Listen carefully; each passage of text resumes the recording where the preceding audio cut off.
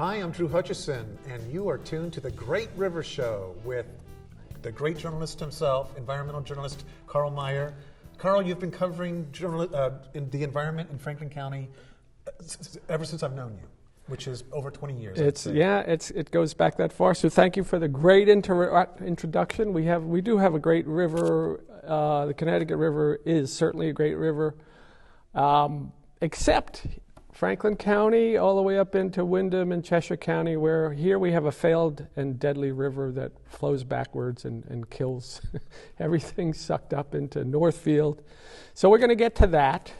But in the meantime, we do have the great outdoors, and there's nothing that government or insurrectionists can do about the fact that it's getting a little brighter out there during the day. And if you're paying attention, and I actually pay attention to stuff, you can hear the house finches, they're just, house finches are getting a little chippery in the sun. We got the white-breasted nuthatches, you'll see them pairing up by twos, that kind of stuff. Eagles you're going to see sitting in trees right now because they're pairing up and will be starting to work on their nests, so that's pretty cool. We've had some really nice snows, right? Some sort of light, fluffy. So if you get out in the woods or even in the fields, look for fox tracks, coyote tracks. They're basically dog tracks, but they sort of whine, and they're sort of hunting and foraging, and you'll see them paired up at this time because they're hunting out den sites and stuff. So foxes, coyotes, gray fox, red fox.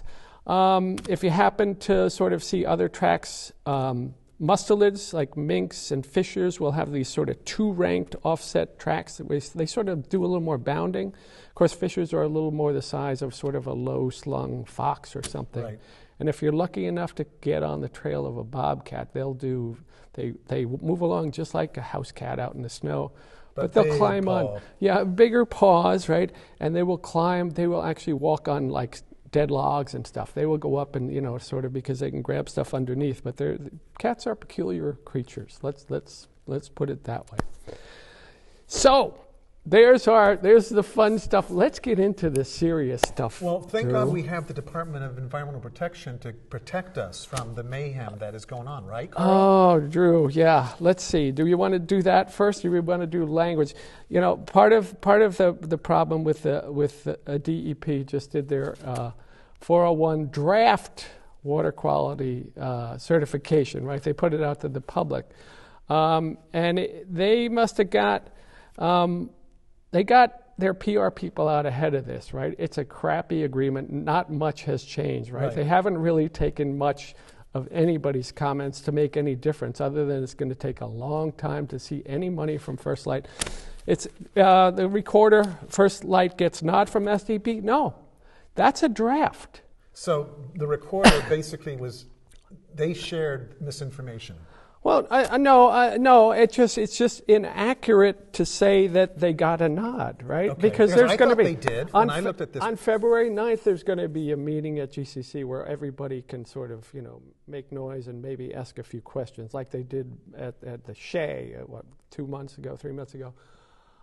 But the comments are still in there, and this is a draft. Okay, and but you could tell that First Light's PR people got out ahead of it because they had great things to say. They even have a First Light given photograph on the front page. They had that on the recorder, and what it shows, right? They're bragging that they're going to add this much more water. It shows not the bascule gates on the Turner's Falls on the Montague side of the river, but the Tainer gates, which are on the Gill side, roaring. And it looks, and you'd think that, oh my God, they're going to put this much water in the river.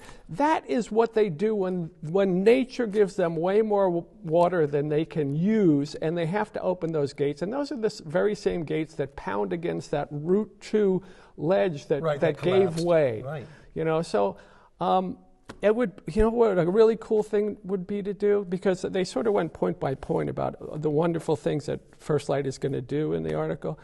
It'd be nice at some point to go through what the public comments were.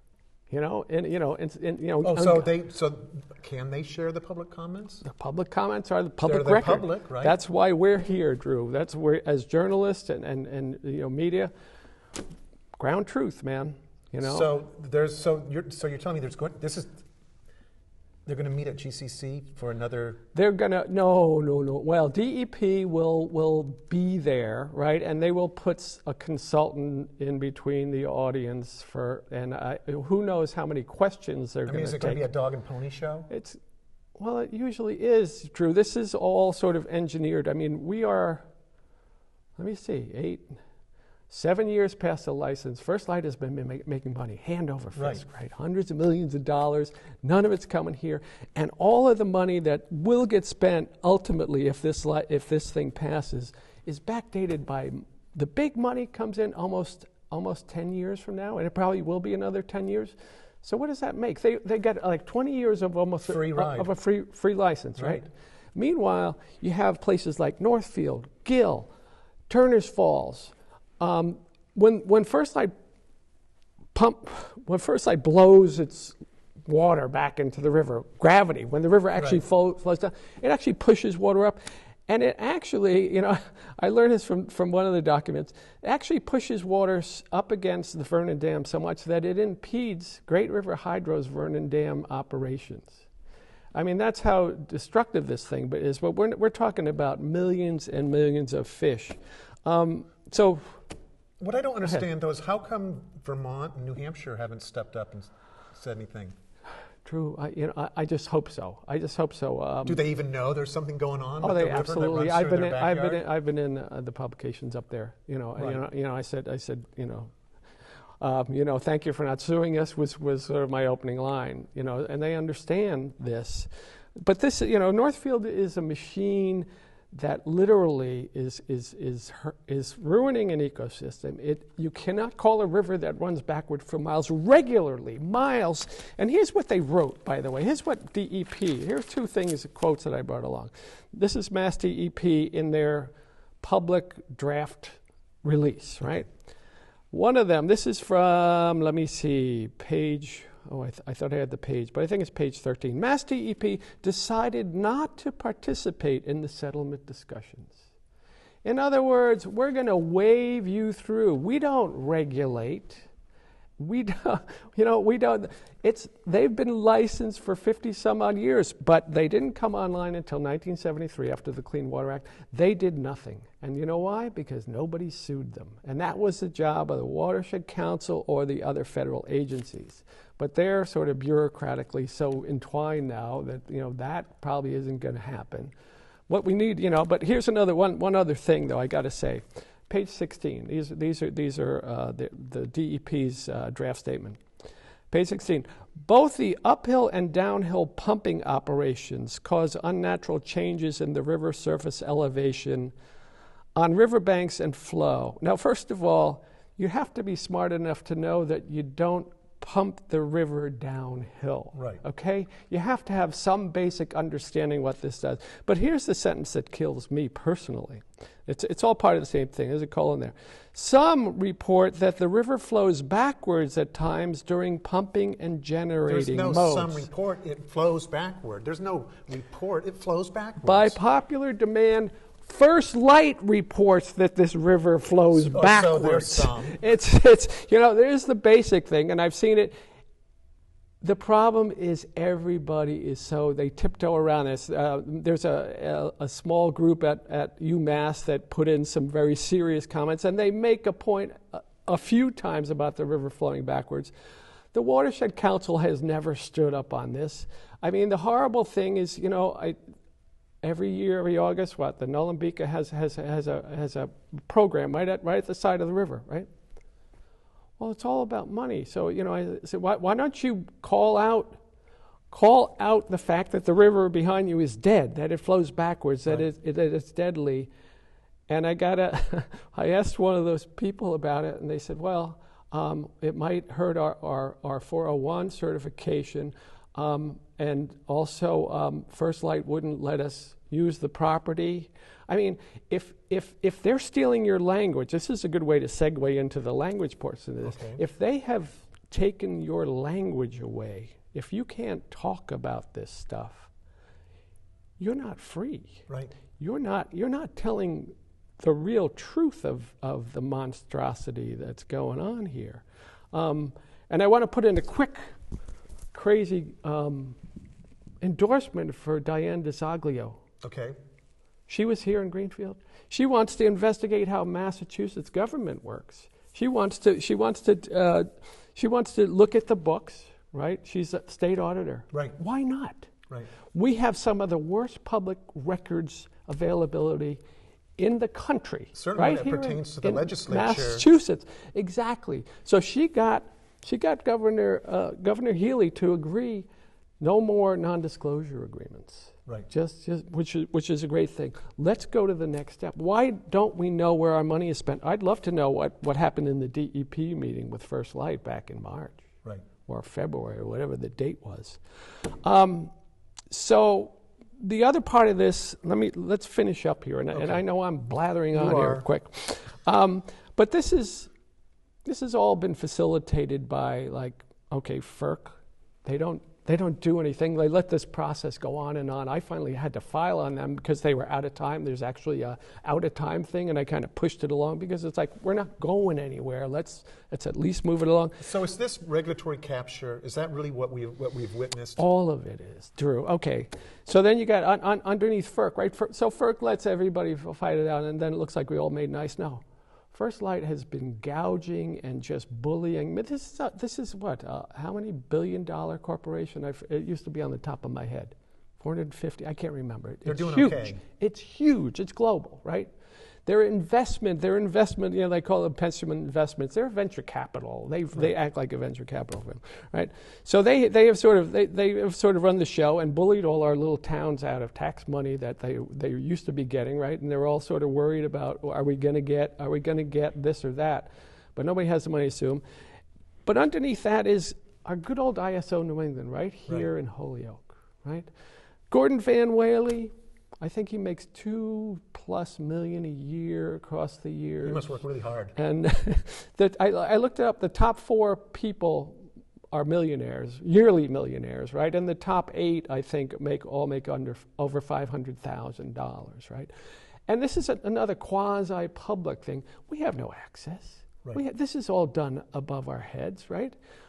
This is why we all feel sort of helpless, because we don't go after these things. And of course, Thomas Kaslow of First Light, he's part of ISO, and NEPOOL, this other thing. They're all pass-through organizations. Basically, it's marketing energy to us. They are the people that are doing drill, baby, drill one way or another. They just want us to keep using, okay? And the only power that we have over all this stuff is as individual and consumers. And I look at the world like every time I don't get in the car, every gallon of gas I don't use, that stays with the next generation. Right. And we all should be. Well, and quite frankly, the whole idea behind using fossil fuels, we're using yesterday's sunlight to power today's energy needs. Absolutely. But we are nothing, but they just make us want more and more, and we never de-electrify, we never turn it off. Right. We don't go outside, we stare at this stuff. So if Gordon Van Whaley ever wants to come on the program, Drew, he has an open invitation. Thomas Kaslow, Peter Ryder, who I met from First Light, also, NAPOL. They, it basically it's let me see, it's EverSource, National Grid. They all run the show, and then you have these other people inside, but we have really no say. So, and the upshot of this, of course, is that, AI. I was reading that even the Greenfield Police want to have AI sort of installed downtown. Is that facial recognition? If you want to stop by the thing? And what kind of power does it take? And this is also part of Trump's thing. What kind of power does it take to run AI? Monstrous amounts of power.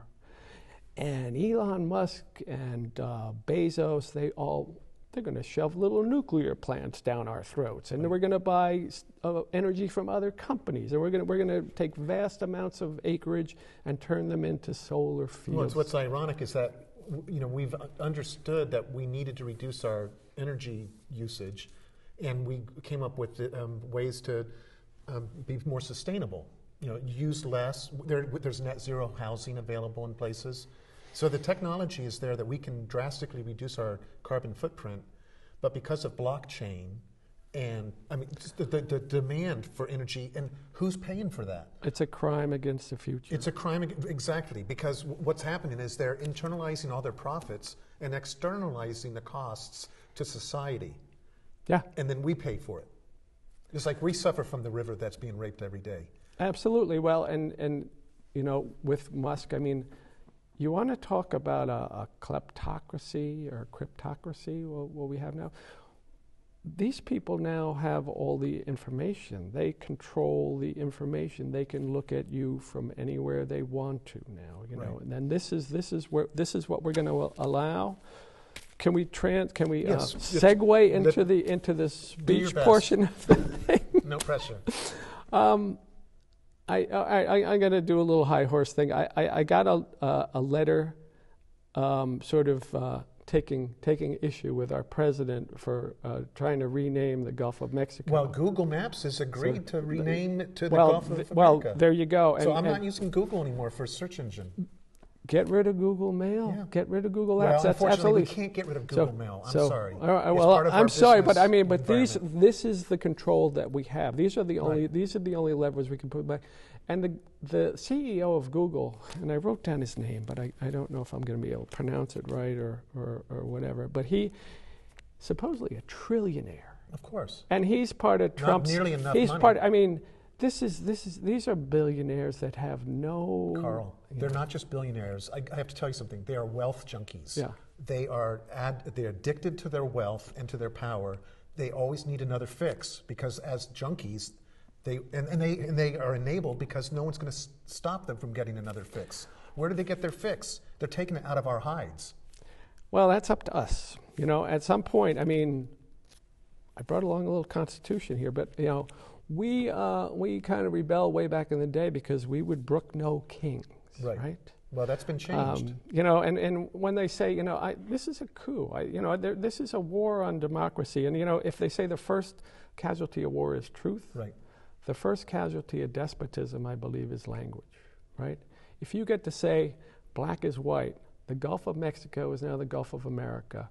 We're going to take Greenland. You know, I forget what else. Canal. You know, it's sort of like, you know, if we don't step up, and I'm talking about journalists, I'm talking about civil servants who are under siege, I'm talking about editors. I think everybody should be writing at the masthead of every newspaper and media outlet. The First Amendment ought to be front and center. But I mean, you don't have any divine right. I mean, the you know, Supreme that's Court it. begs to differ. They pretty much said that Trump is king. Well, there you go. And you know, you rule by decree. Right. Well, That's not what he's doing. you know, not me, not me, not yet. You know, Trump. He's not interested in a civil society. I came up with this one too. Okay. He wants a servile society. Yes, that's right. And that's it. Well, We're all and his pawns. buddy Jeff Bezos, in his letter to his shareholders, wrote that he wants his employees to be terrified. That's his ethos. Terrified employees. Like that somehow is good business sense. Oh, what? These people are dragging us back. They want to get rid of, for instance, all the diversity and equity and inclusion because somehow that's bad. We It's call bad that because they're a bunch- justice. We call that justice. Regular people see that as justice. The white, male, incompetent patriarchy, because these people are, if they actually could stand on their own 2 feet and do the job, they wouldn't be so intimidated by a little diversity coming in. But the fact is they are. I wonder where all our ex-presidents are at this point.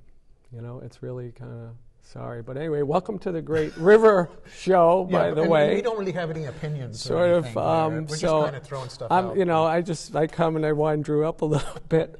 But I actually, this affected in this very building yesterday, right? I work hard at living simply, right? There used to be a little bumper sticker that said, live simply so that others may simply live. Remember that one? I mean, I it's do. brilliant. Yeah. Barry Commoner, you don't want this planet to burn, you don't want nukes, consume less, those Right. two things. Anyway, I came here because Community Action, right, Pioneer Valley Community Action has been doing my taxes for a while. Because if you don't make a lot of money, You fall under a thing, and your taxes can get done for free. And I used to work for Community Action way back in the day. I was, believe it or not, Drew, a child care teacher for 5 years at Hampshire Community Action when it was down south of here. I could totally see you doing that. So, so I have a kind of a relationship to the place, and Claire Higgins is a friend of mine. So anyway, I come up to him, and these people are all just, what's going to happen to us? And well, these are our community servants, right? Well, we have to be careful that federal funding is not going to support anything that doesn't support the wealth junkies. And that's kleptocracy. That's despotism, right? Right. So I mean, but it drills down to right here, And so that's why I found myself at the library the other day trying to construct a very in-depth argument against, this couched hate speech and the First Amendment and trust, and I couldn't do it. I was getting longer and longer, and so I ended up. You can probably Google it online. Gulf of Mexico, Karl Meyer. The editors have been sort of saw enough in it to run it around here, and it also ran the globe. But I mean, it's just, this is what we have to fight, right? I called up a friend of mine who works for the government in fisheries, right? I'm often critical. But these are the people on the ground that are doing the work are not the people that have failed us, right? Right. It's the top level, often the people that are appointments, you're appointed. So we have failed a river, we have failed, but we have to stand up. I mean, that's what I thought when I heard, okay, well, so what do we do? I guess we get out and we stand in front of the post office as citizens and say, we the people do not accept you treating our civil servants this way. These are our brothers and sisters. And that's, I think that's where it's got to go. We cannot continue to be armchair online people that are not willing. But that's who we've become. I know. So we have to become something different, and we better do it pretty quickly. Okay, well, with you leading the charge. I'm very good one-on-one, Drew, every now and then, and I can crank up a good persona here, but the people that really know me, it's like, oh, here's this Meyer. Anyway, I don't know how long we have gone on. We've gone on, but I mean, if you have anything else you want to share, this is the time to do it. Let's just do one thing. Okay. Let's just do one thing, and it just speaks to who we are as a people, I think. And by the way, I got this little Constitution thing, Greenfield Public Library. I bet you they have more of them. I can't remember when I grabbed it. Amendments to the Constitution of the United States of America. We're just going to do one, Drew. Amendment 1. Congress shall make no law respecting an establishment of religion or protecting the free exercise thereof, or abridging the freedom of speech or of the press, support your news outlets, or the right of the people peaceably to assemble and to petition the government for a redress of grievances, not to lay siege to a democratic election, and not to continue a coup 4 years later, and not to let convicted felons out of jail. Mm-hmm. So there we are. Get out, do some tracking in the snow, feed the birds. Drew, thanks for letting me sort of go at it, and thanks for being somebody that I can go back and forth with. I appreciate that you come here with this passion and with this knowledge, because I think most people, they're so busy in their lives, they're doing what they can to get by. We're spread thin, and it's become so easy for us to just kind of sit back and consume everything without standing up ourselves. And so we need to stand up ourselves. That's the work. We need to pass democracy on, and That's a better branded democracy on to all the generations coming. Oh, and I have a phone call happening, so we're going to end this show. There we go. Thank you very much for joining all right, us. thanks, Drew. Thank you. Thanks. And